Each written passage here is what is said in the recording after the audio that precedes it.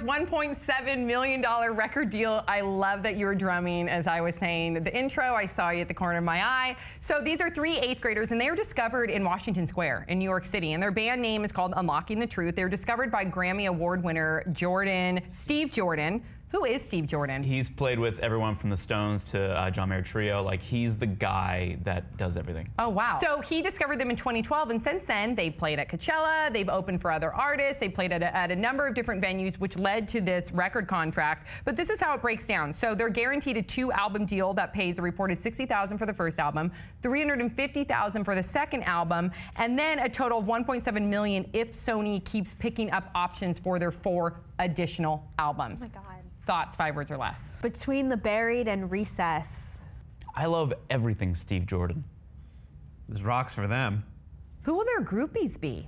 Because I go to metal shows, and they're all cougars. Supportive moms. Like really old-looking young children. Or like super badass middle school chicks. I would love that. Yeah, I mean, yeah, it's really intense music, and they're pretty good. I listen to their songs. For 8th grade, I remember some of the garage bands that I listened to, some of my boyfriends at the time, and they did not sound like this.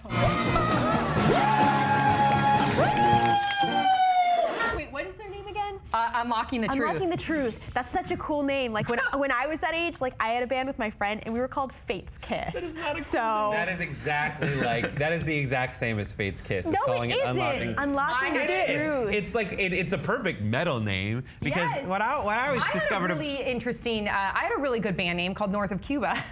That was my band's name, not North of Korea. Okay, go ahead. I was in a worse band name. What? The Jimmy Jane Blues Party.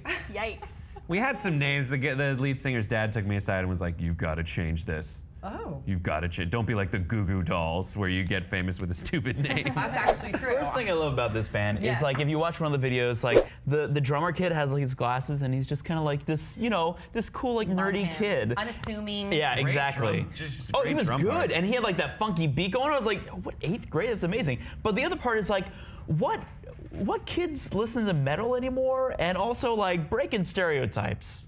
I love it. Yeah. I mean, there's other bands that are trying, the big labels are trying to break into other areas besides pop with young kids. We were talking earlier about 5 Minutes of Summer. Oh yeah. 5 seconds. 5 Seconds of Summer, which describes how I lost my virginity. But cute.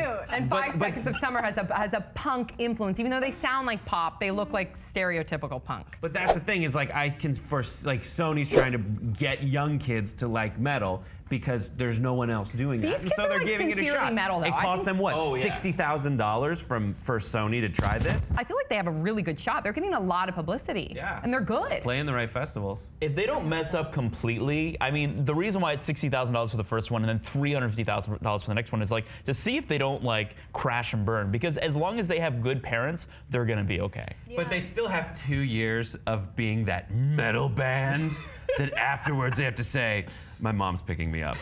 You know, we've had other young performers here on the show that talked about that it's been hard for them to balance social and work and school. Yeah. So now these 8th graders, which is what, like 12, 13 years old, now they're gonna have to balance that too. Is that possible, or is that like a recipe for disaster? I think it's possible depending on, like you said, their parents, but it could very easily turn into a Justin Bieber situation. Yeah, you need to have a really secure team around you, and your parents need to help you stay grounded. And you need to have that balance, social, school, work, but this is awesome. These kids seem pretty cool. Yeah, I also do get surprised by like, a lot of times like that hardcore music, you find out that the people who make it are really nice, and maybe it's because they get out all that aggression on stage. I love my dad.